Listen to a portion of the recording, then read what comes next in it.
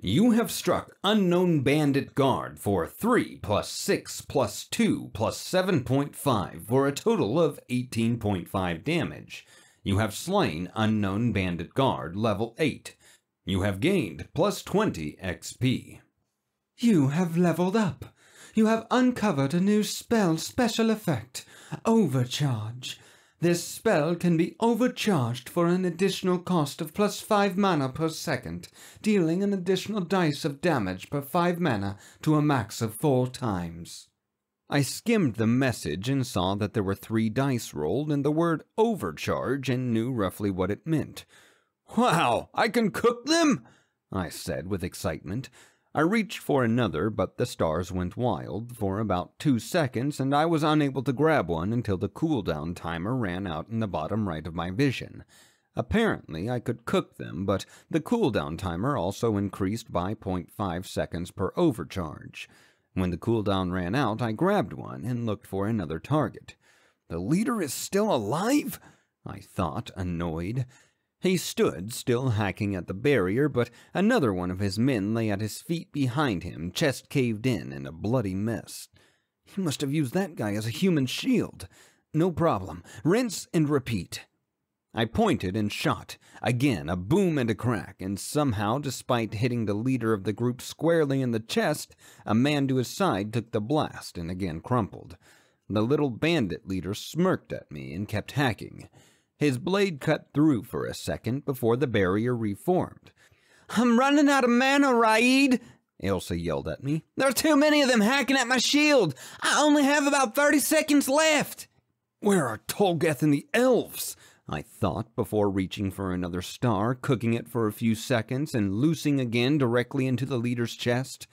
Again, another guard around the same level as the other 2 crumpled and died. The evil little man in a leather jerkin and wool gambeson openly smiled as his blade cut even deeper into the barrier this time, and the shield didn't reform. Cracks and cuts from the others didn't heal, and swiftly the barrier became little more than a thin sheet of cloth between us and them. "Crap," I thought as I pulled another star and fired. I leveled up again after the 5th man died from my force bolts, but I was about halfway out of mana. When the first bandit got through the hole he had carved for himself, a rough-hewn arrow shaft blossomed in his chest, and he dropped to the ground, not dead, but screaming in pain and bleeding profusely as he tugged at the shaft. The arrow's barbed hunting head caused more damage as the man tried to pull it out in panic. "You won't take my cart!" yelled Rigel. I turned just in time to see him loose another arrow into the man's chest from his hunting bow. At any kind of range, the thing wouldn't have been nearly as effective against even gambeson armor, but this close, with barbed hunting heads? Well, the hunting bow was just as effective as any war bow. I grinned at the old man as I loosed another bolt into the bandit commander's face, and this time, surprisingly, he got hit by it.